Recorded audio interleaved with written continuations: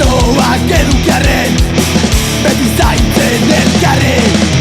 Burua tente mantenduz, ez genion inorri beldurren.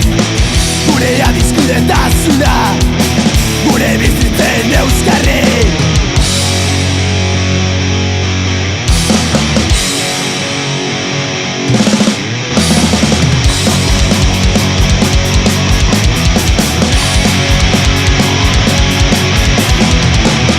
Gabean gauzak aldatu ziren, nire bizitzaren eskemak kaputzen.